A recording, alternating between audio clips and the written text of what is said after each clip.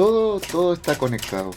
El auténtico cuidado de nuestra propia vida y de nuestras relaciones con la naturaleza es inseparable de elementos humanos como son la fraternidad, la justicia y la fidelidad. Palabras del Papa Francisco. Bienvenidos y bienvenidas a contemplar historias cotidianas de personas, de lugares, de experiencias, en torno a un principio de la mano de invitados que han ido descubriendo este valor, lo han ido buscando, lo han ido reclamando también, ¿no? Con tal de poder vivirlo mejor. Soy Ariel Reyes Zuleta y estos son historias de búsqueda incansable, de enseñanzas de vida. Esto es Tiempos de Conexión. Y hoy estamos con Valentina Velarde para conversar sobre el valor de la autonomía. Buen día, Valentina. Hola, Ariel, ¿cómo estás? Muchas gracias por la invitación. Muchas gracias a ti por acoger esta posibilidad de que nos puedas ayudar a poder entender también cómo podría considerarse a lo mejor una verdadera autonomía, o cómo podríamos a lo mejor de algún modo tener ciertas pistas para poder acompañar a las personas que nos están viendo, cómo se tiene que ir relacionando cada vez mejor. Te vamos a preguntar, lo primero es, tengo alguna cita de algún autor y me gustaría saber con cuál de ellas te sientes más acorde a partir de lo que tú piensas que es autonomía. Súper. ¿Ya? A ver, leámosla. Te quiero primero presentar una de Carl Rogers, psicólogo humanista, que dice que la autonomía personal es esencial para el crecimiento, pero solo se realiza plenamente en una relación de empatía y comprensión mutua. Bonita, me gustó mucho. Sí. Me gustó una también de Manuel Munier, que dice que ser libre no es estar solo, sino estar con otro en comunidad, respetando la autonomía de cada ser humano. Y la última que te quería compartir, tengo más, pero partamos por alguna. Por alguna, esta de Martin Buber, que dice, yo soy porque tú eres y tú eres porque yo soy. Mira, qué bonita. Yo soy buena. Porque tú eres y tú eres porque yo soy. Sí. Me gustó. ¿Cuál de estas, a lo mejor, estas tres que te leo? Oye, es difícil elegir una. Sí. Estoy como cuando uno le preguntan por las peras y contesta las manzanas, pero... sí, es que pueden ser complementarias también. Sí, por eso te iba a decir, porque son muy complementarias y también hablan de un tema bien importante con la autonomía, que, por ejemplo, elegiste citas modernas, porque la autonomía es un concepto moderno. Claro. Si bien es cierto que después uno podría retroceder y tratar de buscar desde dónde engancha, la palabra etimológicamente, ¿cierto? Viene como auto, que es como uno, ¿cierto? Yo mismo, y el nomos es darse la norma a uno mismo. Entonces, es un concepto que no es propio de los griegos, si bien después uno podría decir que los griegos ya en algún tema lo intuían. Y también es un concepto, y ahí elegiste súper entretenido lo que hiciste, porque es un concepto que viene de la filosofía, pero después se enraiga mucho en la psicología. Entonces, por ejemplo, elegiste a Rogers, que habla de la autorrealización, psicólogo humanista, y que pone la autonomía como una de las, podríamos decir, como características propias de la persona humana. Él dice que la persona es como un organismo biológico con funciones psicológicas. Y una de esas funciones psicológicas para Rogers es la autonomía. Y es la autonomía porque dice que el ser humano, para autorrealizarse en su autodesarrollo, tiene que lograr, en el fondo, ser libre, pero entiende la libertad no desde una mirada clásica, como podría entenderla cierto un Tomás de Aquino, de adherir al bien querido, sino de satisfacer los propios impulsos. Y en esa satisfacción de los propios impulsos, claro, para poder vivir en comunidad, tengo que poder darme la norma a mí mismo y en el fondo utilizar la razón, también después lo va a decir Erich Fromm, que es otro psicólogo humanista, con usar la razón, ¿cierto?, para darme esa norma. Y entonces, como que terminan llegando a la conclusión de que esta autonomía que me permite darme la norma a mí misma es la que incluso me termina dando la dignidad humana. Y ahí es donde la modernidad se vuelve bien compleja, porque en el fondo va a terminar basando o haciendo un binomio o trinomio casi, libertad, autonomía, dignidad. Y libertad en relación con un otro, porque tengo acá justo la cita de Erich Fromm, la quiero leer porque tú dices que la libertad y la autonomía personal no son auténticas y nos conducen al egoísmo. Dice, la verdadera libertad es aquella que fomenta la solidaridad y el amor hacia los otros, Eh, ¿Cómo te suena esa relación entre autonomía y solidaridad? Es interesante ¿Sí? y también compleja, porque sí, porque en el fondo ahí suena precioso, ¿cierto? O sea, efectivamente, o Suena sea, suena precioso, sí. precioso. Si yo la libertad la enfoco en la solidaridad y el bien común, o sea, Exacto. seamos todos libres, por favor. Absolutamente. Sin Sí. embargo, me parece un poco engañosa la cita, porque cuando uno ahonda un poquito más en estos autores, también es verdad que en el fondo ellos dicen que la autonomía un poco se opone a la heteronomía. Entonces lo que Es que dicen es como, eso me gustaría mucho saberlo, porque son contrapuestos. ellos en un minuto cuando lo presentan, los autores modernos lo presentan como opuestos. Kant, que es un primero que en el fondo habla y después lo siguen los psicólogos, lo Ujú, presenta como contrapuesto. Entonces lo que él dice es, hasta ahora siempre la norma, creo que cuando habla de la norma moral, sobre todo, la ujú. ha venido desde fuera.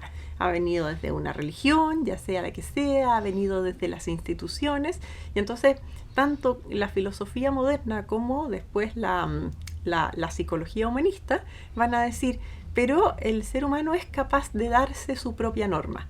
Y ahí es interesante, claro, si entendemos que podríamos darnos una propia norma aludiendo a una universalidad de los valores, que es un poco lo que propone Kant, ¿cierto? Entonces dice que uno se da la propia norma y si llega a través del imperativo categórico y hacemos lo que se debe hacer, entonces vamos a llegar a imperativos morales que nos van a llevar a convivir a todos súper bien.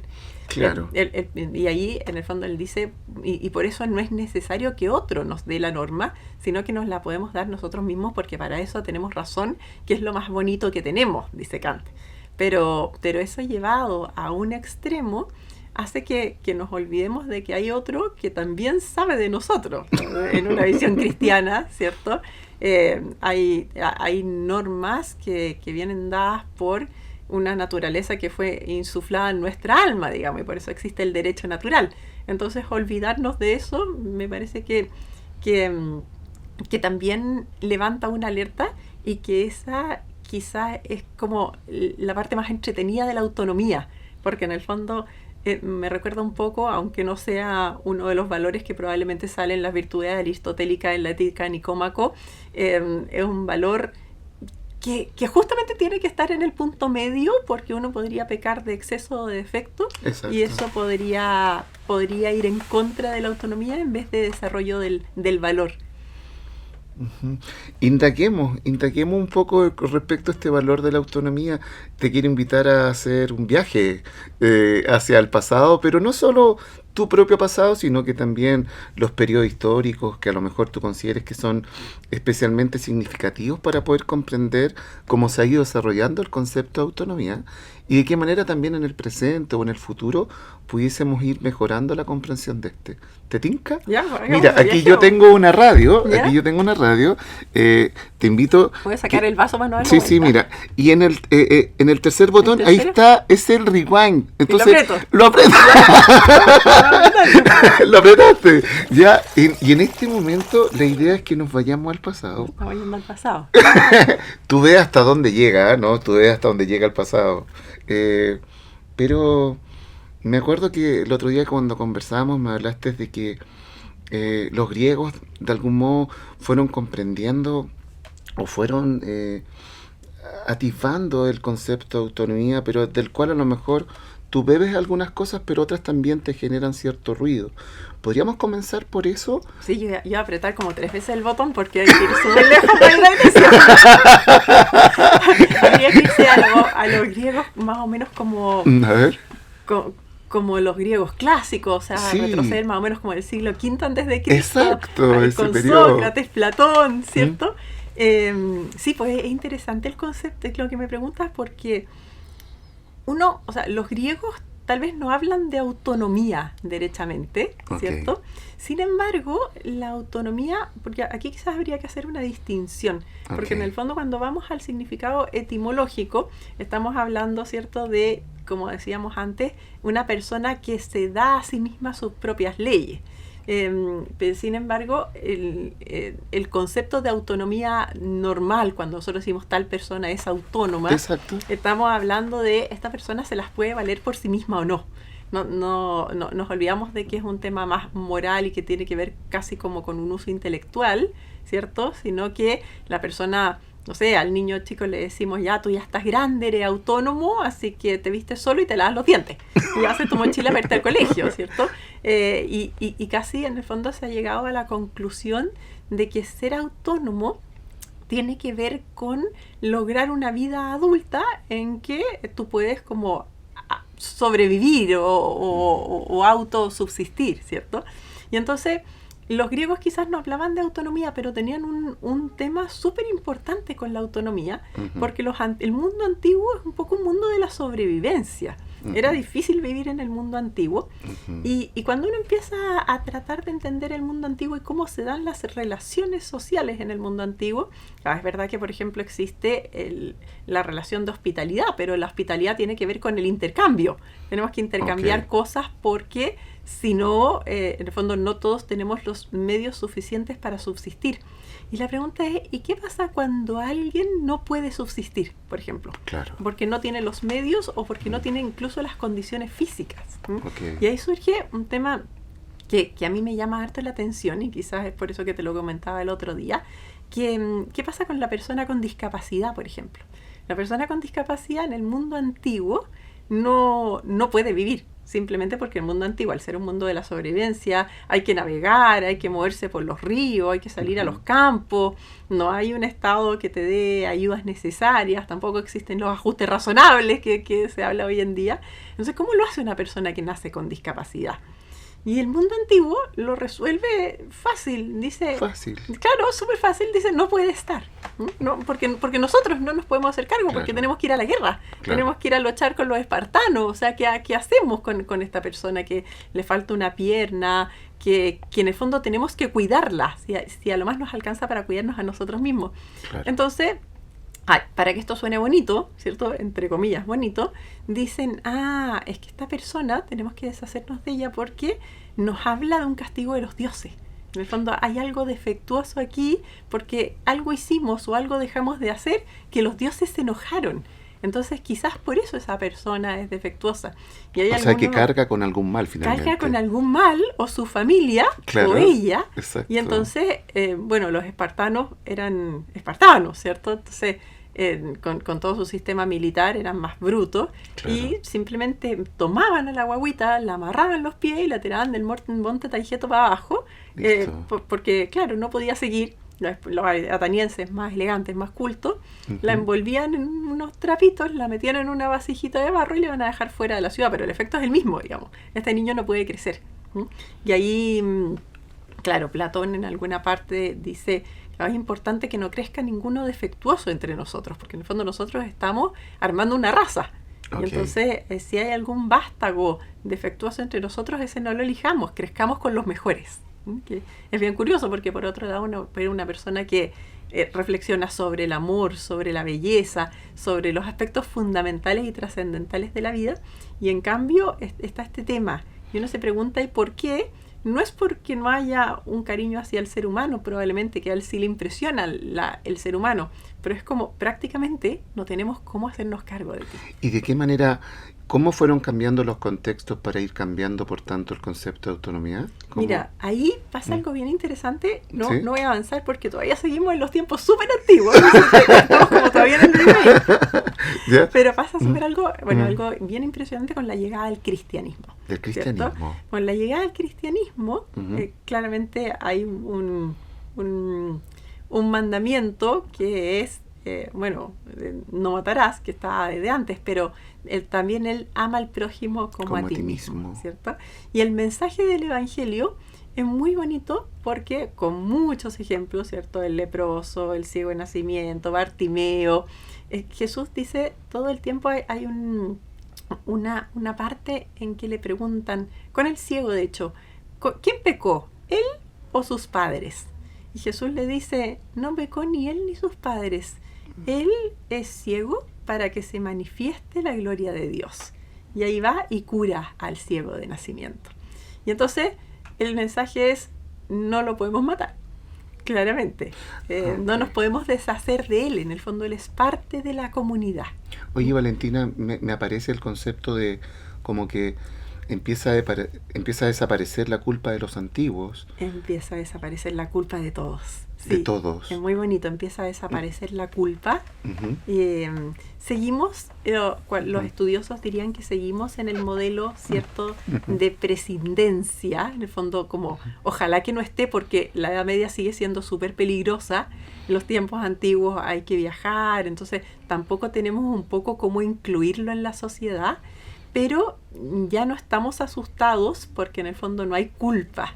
Ok. Está para algo, está para manifestación de gloria de Dios y está también para que los que queramos, pues los que estamos acá, digamos, podamos ayudarlo. Entonces empieza a aparecer el concepto de la caridad, que es muy bonito. En el fondo está para que podamos dar amor. Está para gloria Y de es Dios y como para y gloria es humana. sujeto de amor finalmente él. Para ser sujeto de amor. Claro, Y al ser sujeto de amor, claro. entonces surgen todas las instituciones y esto la Iglesia ha cumplido un rol importantísimo a lo largo de toda la historia, aunque la gente no lo tenga claro hoy en día. Ujú. Pero bueno, empezaron a surgir todos los asilos, todos los orfanatos, todos los lugares cuidados en general por religiosas, ¿cierto? O por religiosos que cuidaban a los niños, que se hacían cargo de las personas con discapacidad, de los que estaban enfermos, que en el fondo, claro, no podían ser autónomos, pero empezó este concepto de sí pueden ser cuidados y sí pueden ser objetos de caridad y hay otro que puede acordarse de él y cuidarlo y acogerlo. Solo para hacer una diferencia, en ese momento en que se empieza a hacer vida esta propuesta de Jesucristo, eh, ¿se potencia la heteronomía o se potencia la autonomía en ese caso, en cuando empieza a aparecer un lugar de asilo, es más bien del que está ejerciendo esa función o está más bien dispuesta para aquel que está viviendo ese espacio? Súper buena pregunta. Yo diría que hasta ese momento todavía es más heteronomía. ¿No? Ok. Todavía es más que en el fondo otro te cuida, otro te hace cargo. Ujú. Bueno, y hay que decirlo también, porque Sí. la historia es historia. Hay una parte divertida. También la Ujú. persona con una discapacidad sirve de bufón. O sea, encuentra como su espacio, ¿cierto? Cuando uno lee, no sé, las trovas medievales o algo así. Ujú. Incluso, no sé si Aristóteles tiene una frase muy simpática que dice, o Polibio o algún romano, en la casa de mis papás había una esclava Ya. tuerta, con harta joroba, bien Ya. divertida, servía de bufón, pero Claro. dice, pero él ahí hace una reflexión bonita, dice, pero ella a veces veía más que yo, Ah, mira. porque en el fondo ella no ve, pero se da cuenta de muchas cosas y nosotros no nos damos cuenta de nada. Y él hace una reflexión filosófica interesante. Pero no, sí, también hay que decirlo. Bueno, por eso está el cuento del jorobado de Notre Dame, ¿cierto? El bufón o la persona con discapacidad encuentra su espacio muy ligado como a estos espacios de entretención. ¿M? Y por Ok. eso está el mito de Homero también entre los griegos, ¿cierto? O Tiresia, ¿cierto? El adivino, que también tenía una discapacidad, era como... Eres objeto como, claro, o de entretención o traes desgracias. Anuncias desgracias me también. llama mucho la atención porque si seguimos como que está más potencial la heteronomía, uno podría decir que más que caridad es lástima, ¿no? Más que caridad es es un mandato. ¿Cómo va transitando que se vaya ajustando que esto es realmente caridad y es realmente como respeto por la dignidad del otro, porque el otro también tiene derecho de ser sujeto de amor? No, me cautiva eso, porque de algún modo tú nos empiezas a enseñar que la autonomía ha ido paulatinamente también ajustándose, pero no ha sido siempre igual, ¿no? ¿Qué ha ido ocurriendo para que nosotros podamos de algún modo captar bien que ha sido difícil llegar a esta comprensión actual? Súper buena pregunta. Yo creo que varias cosas. Uno es que en el fondo el mensaje evangélico se ha ido entendiendo y trabajando a través del magisterio de la Iglesia a través de los siglos, y eso obviamente va ajustando mucho, ¿cierto? Ujú. El trabajo, al principio, claro, quizás es pura lástima y bueno, y tengo que hacerme cargo de esto, Exacto. y va la señora. Pero yo creo que también la gente, no sé, si uno mira, a mí me gusta leer la historia y uno lee los cuentos de las reinas y los príncipes y los nobles. Ellos siempre van a los hogares, ¿cierto? A ver a la gente, a jugar con los niños. Yo creo que en esa lástima también hay una conmoción humana que es Ok. genuina. y ¿Es que es genuina? bonita, sí. ¿Tú la percibes? Que es muy interesante que se perciba como genuina finalmente. Yo la percibo como genuina, sobre Ujú. todo que antes no estaba la televisión, entonces no se enteraba todo el mundo de si Claro. No, la no habían redes princesa de sociales. Orleans, claro, la princesa de Orange o no sé, el ¿Eh? príncipe de Normandía, no tengo idea, ¿cierto? Iban al asilo o no. ¿M? Yo creo que hay algo bastante genuino en eso, sí, o sea, el ser humano yo creo que siempre se ha conmovido por otro. Ok. Y en ese sentido cuando va a ayudar o a ver a los niños, la misma princesa Diana, ¿cierto? Yo creo que era algo que a ella de verdad la llenaba a hacer. A otra cosa es que la persiguieran las cámaras. Pero Ok. ella iba a ver a la Madre Teresa y la ayudaba con sus hogares. Me parece que hay algo en el ser humano que necesita dar. Y que necesita darse y que muchas veces lo encuentra en estos aspectos, sobre todo estos personajes públicos que en el fondo tienen que tener como una faceta tan marcada para el exterior. Creo que en estos lugares ellos son más ellos y Son por más. eso también van mucho a hacer caridad. ¿Hay algún personaje en la historia o persona en la historia que te cautive justamente por esta relación con la autonomía? Uy, buena pregunta. ¿Mm? Quizá habría que avanzar un poquito A ver. ¿Sí? para llegar ahí, porque en ¿Sí? relación con la autonomía, más que un personaje histórico, estoy pensando en un libro A específicamente ver, que hay, cuéntanos de ese sí, libro. que puede tener relación, que es mucho más moderno, digamos. Hay un autor que se llama Alastair MacIntyre, que trabaja las virtudes aristotélicas, Ok. pero las actualiza más o menos como a la década de los 90, 2000. Y él dice algo súper bonito, y justamente con esto que estamos hablando del dar. Dice que las personas, él define a los seres humanos como racionales y dependientes. Dependientes. Entonces dice, nosotros todos somos racionales, ¿sí? Pero dependemos, aunque no nos guste. Y hay momentos en la vida en que dependemos más y hay momentos en que dependemos menos, porque todos queremos llegar a ser autónomos y a arreglarnos la sola en la vida, en el fondo. Es parte del trabajo vital. Entonces, pasa que hay momentos, dice él, por ejemplo, cuando somos niños, cuando nacemos, o cuando somos ancianos, o cuando estamos enfermos, que la dependencia se hace muy patente. Y en cambio, hay otros momentos en que o sea, por ejemplo, un adulto es completamente autónomo, casi completamente autónomo. Sin embargo, eso es un poco una falacia porque siempre estamos interconectados. Entonces la dependencia total probablemente existe en casos mínimos y la autonomía total también, porque en el fondo la vida es un estar con otros, como leíste en la primera definición. Y entonces MacIntyre dice, pero en este binomio autonomía-dependencia hay alguien que nos recuerda todo el tiempo esto, que son las personas con discapacidad. Mira. Porque ellas dependen también cuando son adultas, aun cuando la modernidad les ha dicho que para ser adulto hay que ser autónomo, pero no necesariamente.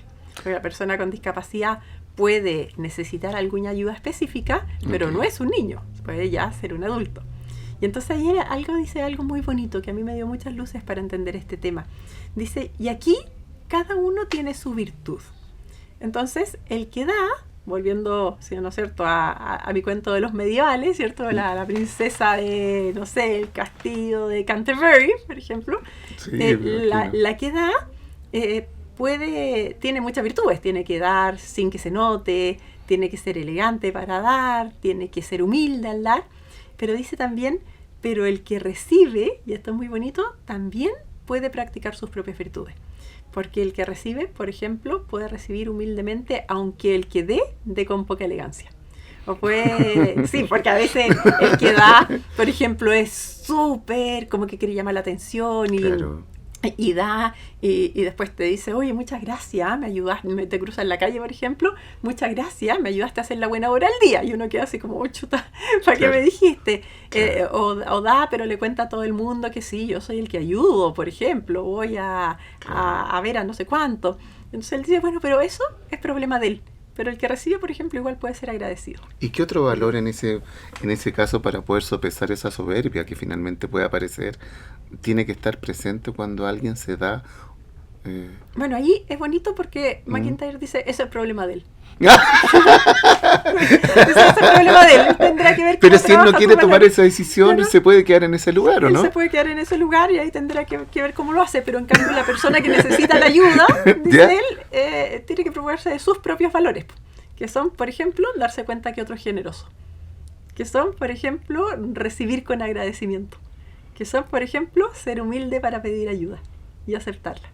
Oye, ¿y de qué manera, Valentina, ese modo ha ido también impactando en tu propia vida o en esta historia pasada también en ti mismo? ¿Cómo se ha ido conjugando eso, esta forma de poder ir entendiendo también la autonomía?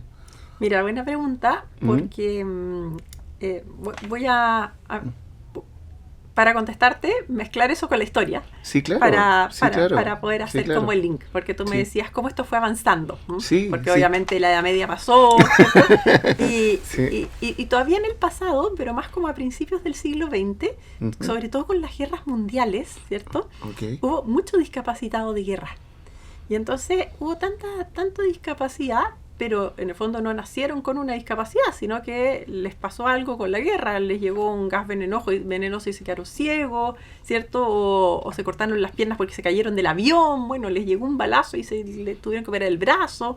Y eso era una situación compleja porque era un héroe de guerra, en el fondo, que había claro, adquirido una discapacidad. Entonces no lo podías decir, oye, te castigaron los dioses, ¿sabes qué? No sirve. claro, Sino que el Estado se tuvo que hacer cargo. Y empiezan a surgir muchas leyes sociales, ¿cierto?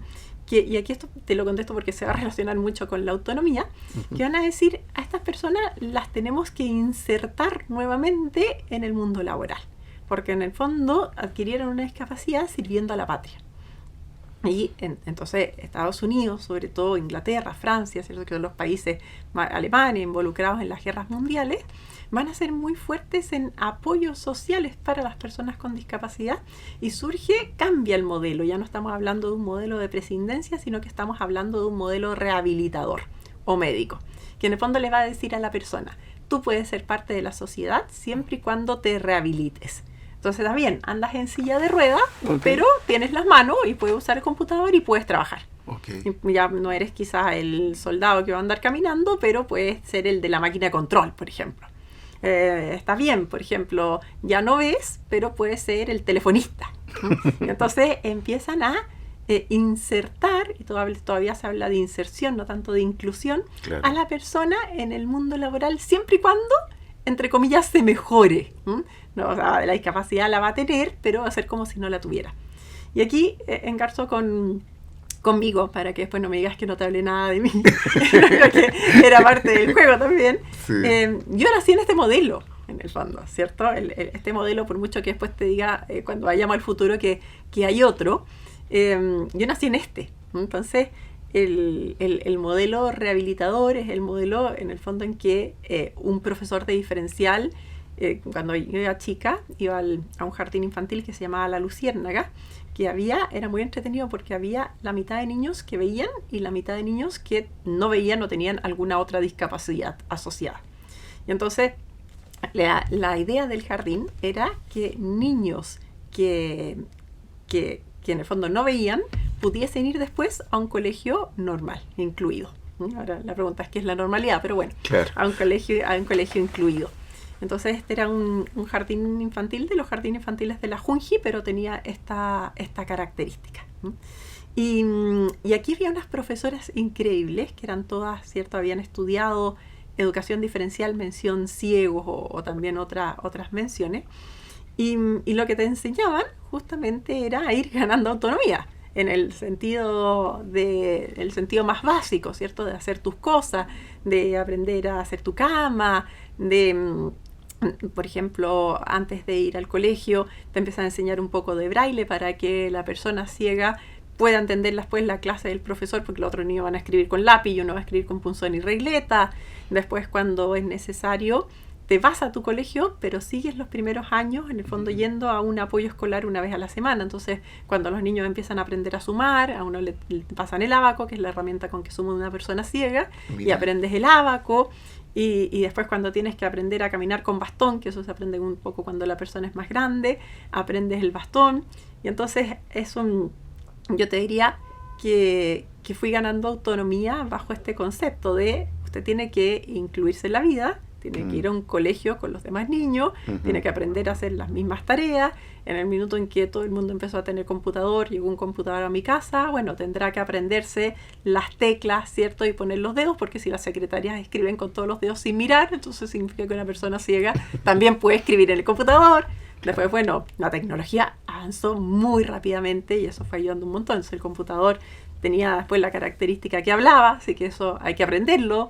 Y en el fondo tenía que ver con el ganar autonomía, con ir haciéndose cargo de aprender o ir haciendo el trabajo de aprender las herramientas que el mundo iba poniendo a disposición, que no siempre es fácil y que requiere un esfuerzo, porque además la tecnología inclusiva va siempre un paso más atrás. Primero se inventa algo, entonces uno va como en el paso anterior y después viene el ajuste y hay que aprenderle y ponerse al día, pero ya después la tecnología avanza un poco más, ¿cierto? Entonces, claro, como que uno va como empatando con la vida, como dice una amiga, y tratando de lograr, pero esas mismas tecnologías van ayudando. Entonces yo te diría que mi concepto o mi trabajo de ir ganando autonomía, la autonomía básica, digamos, después la autonomía de cuando cada uno sea la norma, eso ya es un tema más filosófico, pero la autonomía básica, que es la que estamos conversando ahora, tiene que ver con todas estas ayudas que vinieron desde mi familia, y mis papás, mis hermanos, los primos, también aportaron mucho, pero en este concepto, ¿cierto?, del modelo médico, no vas a ver, pero en el fondo tienes que lograr dominar herramientas para poder ser parte del mundo, porque el mundo es exigente y hay que estudiar, hay que después trabajar y hay que ser parte de la vida. Pero parece que tú quieres también animarnos a poder descubrir otro valor, o que diga otra arista de la autonomía. Me gustaría que pudiéramos hacer un pequeño alto, ¿vale? Porque ya hemos hecho nuestro primer bloque. Estamos poco a poco descubriendo desde la historia, pero también desde la experiencia, el valor de la autonomía con Valentina Velarde. Vamos y volvemos, ¿ya?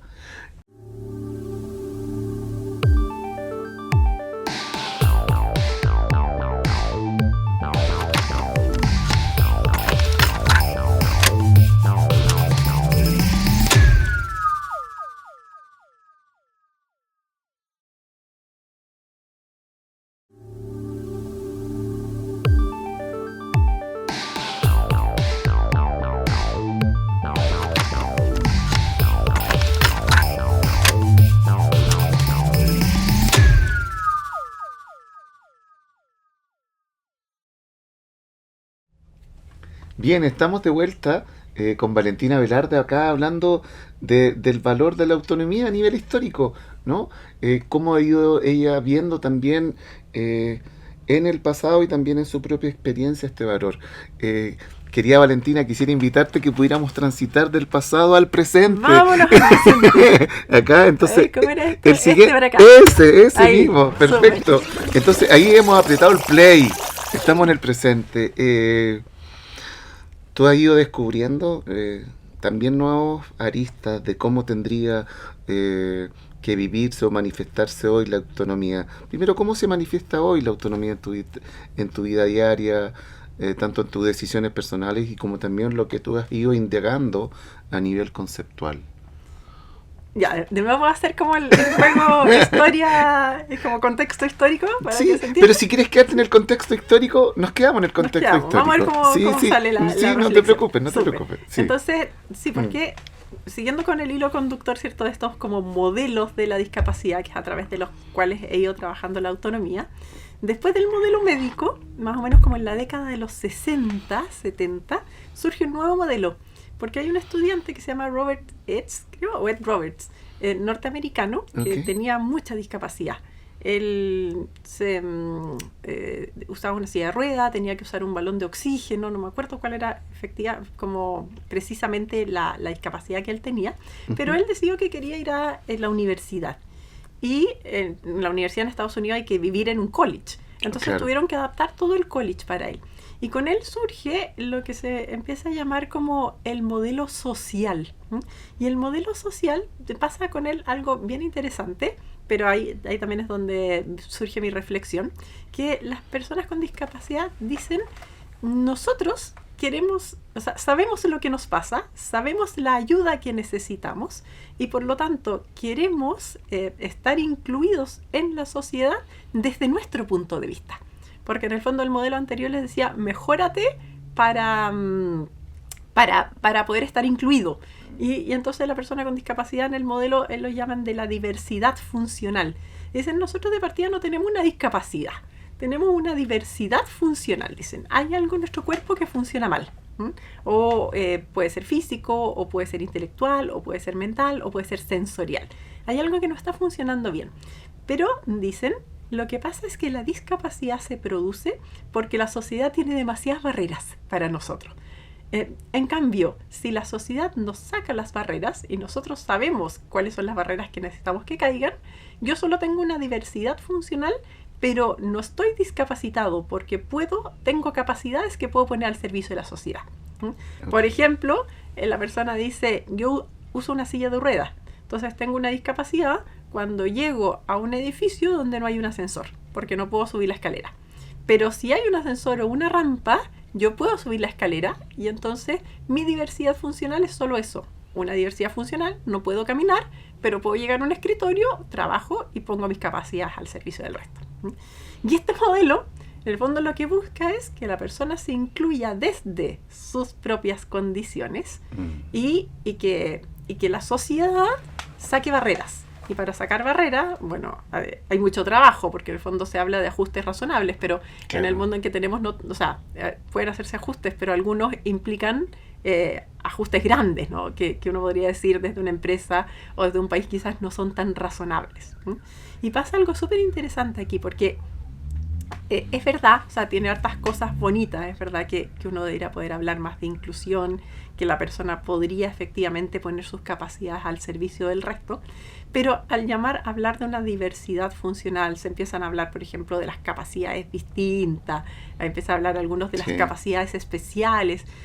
Hay muchas personas con discapacidad que nos preguntamos, pero yo no tengo capacidades especiales, yo no vuelo, por ejemplo, cada vez que tiene capacidades especiales, no sé, yo no sé volar, no soy astronauta, Claro. no tengo ninguna capacidad especial, lo que hace es que soy ciega y eso a mí me parece que sí es una discapacidad. Y si nos olvidamos de que es una discapacidad, no me vas a dar la ayuda necesaria. Claro. Entonces, habemos algunos que decimos, ojo con esto, porque en el fondo empiezan a surgir eufemismos de lenguaje que pueden desvirtuar mucho la situación y que además dan una falsa sensación de autonomía, porque en el fondo se le vende al otro, ¿cierto? O a uno mismo un concepto de que entonces todo el Estado y en el fondo toda la sociedad tiene que trabajar para que yo sea autónomo, cuando en verdad la autonomía no existe ni para mí ni para nadie, porque Aristóteles dijo que somos animales políticos los seres humanos, que vivimos en sociedad y que nos necesitamos unos a otros. Entonces hay una pretensión de autonomía que no debiera ser tal y que además no va a ser tal. Y ahí entonces a mí me surge una reflexión que es más una preocupación, ¿cierto? Y que tiene que ver con por qué la autonomía se ha erigido como el gran valor de la modernidad. Pareciera ser que en el fondo el que no es autónomo no es digno. Exacto. Y que ser autónomo y que poder arreglársela solo en la vida es necesario para ser reconocido de partida como un adulto y después como una persona que tiene el derecho de ser tratada dignamente. Y en realidad es importante la reflexión, porque esto implica mucha profundidad. Porque ¿por qué el ser humano no es capaz de tratar a todos con dignidad, si la dignidad, hay una dignidad que es ontológica y que la tenemos todos por el hecho de ser humanos, de ser personas? Claro. Sí. Y por otro lado, ¿por qué nos empeñamos tanto en ser autónomos cuando en verdad lo más entretenido de la vida es relacionarnos unos con otros y depender? Y entonces ahí, claro, nos lleva a profundizar en otras cosas. Por ejemplo, cómo este mundo se está volviendo súper individualista. Me parece ser que queremos ser autónomos para no molestarnos unos O con como otros. queremos ser autónomos para aislarnos. O para aislarnos, claro. O porque, en el fondo, depender de otro y que otro dependa de mí, me molesta, me quita tiempo, me saca de mis entretenciones. Y en ese sentido, la tecnología es súper peligrosa. Súper compleja. ¿Cómo visualizas tú hoy día, por tanto, el desafío de la interdependencia? Eso sí, bonito, porque, claro, por un lado la tecnología, ¿cierto? Nos puede ayudar efectivamente a ser autónomos, a hacer muchas más cosas por nuestra cuenta, pero por otro lado nos va aislando. Nos va aislando. Uno ve a los estudiantes, por ejemplo, yo hago clase en la Universidad Finisterra, tengo estudiantes de primer año de la Escuela de Psicología, que se supone que deberán ser alumnos al servicio de los demás, ¿cierto? Sí. Pero tienen que hacer un esfuerzo para salir de sus celulares, porque se entretienen mucho más viendo videos que conversando entre ellos, por ejemplo.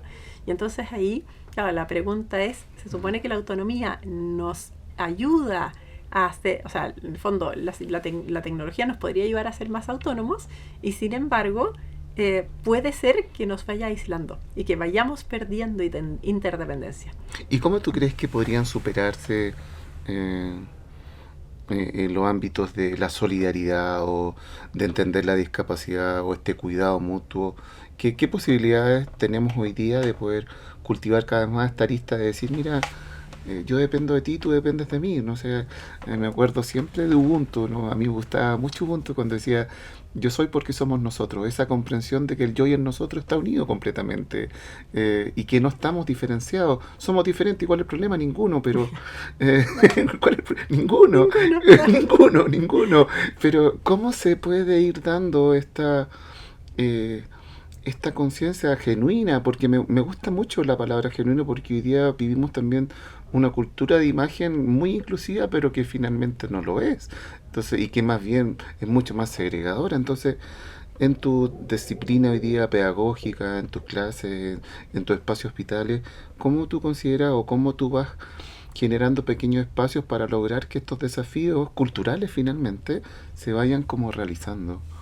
¿Qué ha ido ocurriendo en tus contextos, por ejemplo, para ir entendiendo cada vez más esto? Mire, creo que una posibilidad Ujú. puede ser lanzarse a la piscina Ya. y conversar directamente con los estudiantes y con la gente. Mi ámbito es la universidad, entonces son los Sí, estudiantes, claro. otro tendrá otro ámbito, Sí. de que todos los seres humanos, Ujú. yo tengo suerte porque mi curso es Raíces Históricas de la Psicología. Qué Entonces hermoso. tengo que retroceder justamente Sí. a los griegos y hablar del alma y todas esas cosas. Sí. Si fuera clase de matemática probablemente sería más difícil, pero, pero tengo esa suerte de que Sí. todos los seres humanos Ujú. tenemos una exigencia de felicidad. Queremos ser felices, queremos la justicia, nos gusta la belleza, vibramos con lo que es bonito, con una buena música, ¿Cierto? nos enternece una poesía linda, porque en el fondo, en el corazón, tenemos las exigencias fundamentales Sí. de amor, de belleza, de justicia, los trascendentales. Yo creo que cuando uno va hacia ese tema, puede profundizar. Siempre le pregunto a los chicos, cuando hablamos de la trascendencia, por ejemplo, chicos, ¿ustedes se quieren morir? Entonces siempre me hacen la misma broma y me dicen, ¡sí! Entonces les digo, ¿y quieren que la persona que más quieren en el mundo se muera? Dicen, no, me dicen. Y ahí uno abre una conversación bonita, porque, por ejemplo, la vida eterna, ¿m? O Sí. el amor, ¿cierto? Y desde ahí uno puede empezar a conversar, bueno, y en el fondo, si yo quiero que todos vivamos, ¿cómo debiera ser esa relación? ¿Cómo hacemos para, por ejemplo, acompañarnos los unos a los otros? En las escuelas de psicología me toca, ¿cierto?, cómo explicar las corrientes de psicología, y justamente la psicología se trata de trabajar con el otro, y hay unas propuestas, por ejemplo, que son mucho más como de dejar al otro que haga lo que quiera. Exacto. Y entonces les pregunto, ¿y esto de dejar al otro que haga lo que quiera, qué les parece? Y algunos me dicen, pero profesora, si el otro se quiere hacer daño, entonces quizás no es bueno dejar que el otro haga lo que quiera. Entonces yo creo que ahí, en el ser humano, como para rescatar la palabra genuino que se nos vino dando, hay Sí. un genuino como preocupación por el otro. que a veces está un poco como tapada, como que le tuviéramos una costra muy grande encima porque el mundo está muy loco y muy apurado. Sí. Pero yo creo que si uno le empieza a rascar esta costra y te la empiezas como a sacar, aparece. O con una poesía, o con una bonita canción, o con algún ejemplo. A ellos les gustan los casos de los pacientes, y ya me toca inventarlos porque no tengo pacientes, porque soy profesora de historia, no soy psicóloga. Pero van surgiendo estos temas, y creo que el desafío tal vez tiene que ver con darse el tiempo para conversarlo, con buscar más ejemplos, porque uno desde su ámbito tal vez no va a hacer un gran cambio en la vida, pero sí conversarlo, y después otro también va a contarlo en la casa, y quizás cuando tenga un paciente se va a acordar, o si ve que alguien necesita ayuda puede hacerla. Creo que por ahí puede ir una forma de trabajo. A mí se me ocurría que, y te escucho, y como que me abre mucho a la posibilidad de dar espacios para la contemplación. Tú, ¿cómo vives? Porque tú eres una persona que contempla finalmente mucho la historia, pero a partir de eso también recoge desafíos en la historia. ¿Será que necesitamos más espacios para el silencio y la contemplación hoy? Claro, se la preguntaste como a una contemplativa del mundo. ¿Sí? Chuta, calzó perfecto. Tú. Yo siempre digo que nací como atrasada de época, como que el mundo va demasiado más rápido que yo. O sea, en verdad la gente viene de vuelta y yo voy recién llegando. Pero es que considero tan hermosa la contemplación. Como que mi ritmo vital es tanto más lento que el resto. Pero sí, a mí me parece que, y es otro tema que a veces que conversamos harto en la escuela, porque el mundo es súper rápido y cada vez más pragmático.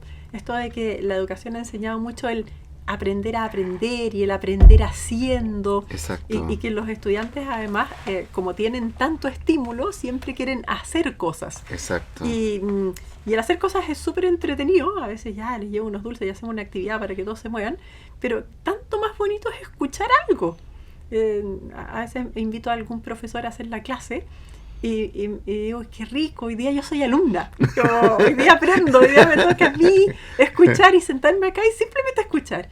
Y creo que sí, que el tema de la contemplación puede aportar mucho en varios aspectos. Sí. Uno, porque cuando uno contempla al otro, te das cuenta que el otro es un mundo. Y entonces miras al otro en toda su magnitud, en su necesidad y en su capacidad. Y entonces ahí la autonomía aparece así como en todo su esplendor, porque en el fondo la persona siempre va a poder hacer algo. Entonces hay ámbitos en que es autónoma, hay ámbitos en que necesita ayuda, que sea el que sea, tenga una discapacidad o no la tenga, digamos. Entonces se dan los ámbitos de interdependencia, cuando uno mira los grupos, por ejemplo, cómo se relacionan unos con otros, cada uno va tomando un rol. Pero también empieza a pasar esto que pasa mucho con las personas con discapacidad, pero también con los niños o con todas las personas, que en el fondo el ir ganando autonomía implica ir creciendo, pero también implica ir dándose cuenta que vivir bien, que vivir la vida no implica de repente querer ser realmente autónomo, porque cuando quiero ser realmente autónomo entonces me quedo solo. Y al revés, implica también una frustración cuando no lo logro. Entonces pasa mucho con las personas con discapacidad, y por eso surge este modelo que dice, pero a nosotros todos nos ayudan, pero ¿quién nos pregunta? ¿Quién nos pregunta en verdad qué necesitamos? De hecho, en el año 2005 hay un grupo de personas con discapacidad, obviamente entre ellos hay una abogada chilena, que escriben la Convención de Naciones Unidas sobre los derechos de las personas con discapacidad. Y su lema es todo para nosotros, con nosotros. O sea, nada para nosotros sin nosotros, dicen ellos. Claro. Porque en el fondo dice, la gente tiene súper buenas ideas para ayudarnos, pero somos nosotros quienes sabemos lo que realmente necesitamos. Entonces, si tú me preguntas lo que yo necesito, me puedes dar mucho mejor la ayuda. Y en ese sentido es como, yo con discapacidad, dice la persona, tengo algo que decir. Y ese tengo algo que decir es súper interesante porque en el fondo está diciendo, quizás me tienes que ayudar a encontrar el botón de la radio para avanzar al futuro. Pero eso no quiere decir que yo no tenga algo que contar en este programa o que yo no pueda hacerme cargo de mis propias como decisiones. Porque a veces la ayuda que necesita una persona con discapacidad es bien concreta. A veces alinear la ensalada, por ejemplo, o hacer Es el pan bien con específico. mantequilla, es bien específica, pero eso no quiere decir que yo tenga súper claro lo que quiero estudiar, en qué quiero trabajar, qué cosas puedo hacer. Y tú Entonces tienes ahí muy claro lo que buscas como vida plena también. o sea, claro, en general la persona que llega a la Sí, adulta o de la adultez sí, siempre tiene claro sí, lo que sí. busca como vida plena. Claro. Oye, vamos, justamente anticipaste, vámonos al futuro. Vámonos al futuro. Vamos al futuro, acá está. Esa, la siguiente. Esta. Ese es el Voy futuro. a apretar el botón. Eh, bueno, ¿cómo imaginas que el concepto de autonomía debería evolucionar en el futuro? Especialmente a veces en un mundo que está cada vez más interconectado, pero a veces también en crisis en términos de desigualdad y también de desconexión. O sea, hay una lógica de interconexión, pero también de una desconexión abismal. Entonces, ¿cómo tú imaginas que tendríamos que vivir esto? Oye, yo creo que aquí hay dos escenarios. Uno que A ver. podría ser nefasto, pero ese mejor no lo imaginemos, ¿no? Mejor vámonos al otro. Como- Pero danos un momento de ese nefasto. ¿Cómo lo ves tan nefasto? Uy, podría ser nefasto. A ¿Ah? mí me dicen que soy como la nube negra, así A como ver. había cuando trabajaba Veamos con- ese momento de sí, lluvia, a ver. en el banco como que me decían que era yo ¿cuánto me decían en esta de la marcha de los pingüinos Frozen? No sé, había un pingüino que encontraba que todo era malo. Ah. Entonces, era Frodo, entonces que todos nos vamos a morir así. Entonces, claro, podría ser nefasto en el sentido de que la necesidad de individualismo y la tecnología puesta al servicio del individualismo podría llevarnos a una desconexión bien triste, me parece. No creo que total, porque al no ser inherente al ser humano, simplemente no la vamos a lograr. Ok. Pero podría ser difícil, o sea, podría llevarnos a una vida bien difícil y triste sobre todo. La pandemia nos demostró que vivir solo era triste, los que estaban solos en los hospitales, por ejemplo, la iglesia que hizo un rol tan bonito con todos los sacerdotes que iban a acompañar y que llevaban las tablets para que las personas se pudieran despedir de sus seres queridos, ¿cierto?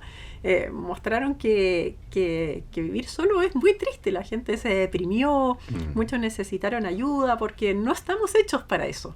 Pero sin darnos cuenta, efectivamente, y un poco guiados por la tecnología, podríamos engañarnos y hacernos un poco más difícil la vida. En los países con más tecnología y con familias, ¿cierto?, más destruidas y la gente se está quedando sola y se le está haciendo difícil vivir. Entonces me parece que podría ser un futuro un poco negro, un poco difícil.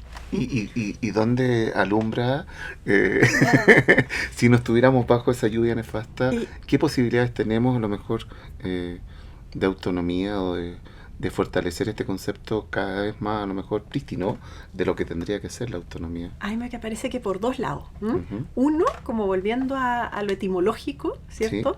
Es bonito este concepto de darse la norma a uno mismo siempre que se sepa que no es verdad. O sea, en el sentido de... Porque estamos en un mundo también hay que yo creo que entenderlo cada vez más laico, ¿cierto? En verdad la gente desgraciadamente conoce poco a Dios. Exacto. Y además que cuando lo conoce le da un poco de alergia, ¿cierto? Como que quiere salir arrancando por lo que sea, por experiencias o por lo que sea.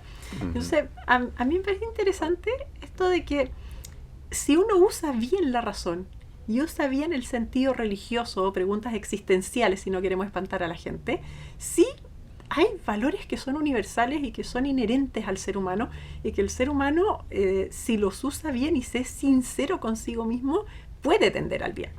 Entonces, trabajar ese concepto en educación, en medicina y en todos los ámbitos, me parece que puede ser una luz de esperanza interesante. O sea, usar la autonomía para decir, el ser humano tiene una razón, que es una de las cosas más altas que le ha dado Dios en la vida, en la naturaleza, y que nos distingue del resto de los seres humanos, o sea, del resto de los animales, del resto de los seres vivos.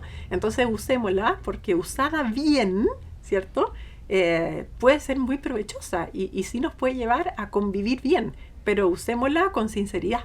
O sea, usémosla desde un análisis certero de nuestro corazón, digamos. Entonces, por un lado, ahí yo veo luz, como usar la autonomía en el concepto etimológico en que lo había pensado un Kant, por ejemplo, en un principio. Y por otro lado, veo la autonomía también en un sentido más práctico.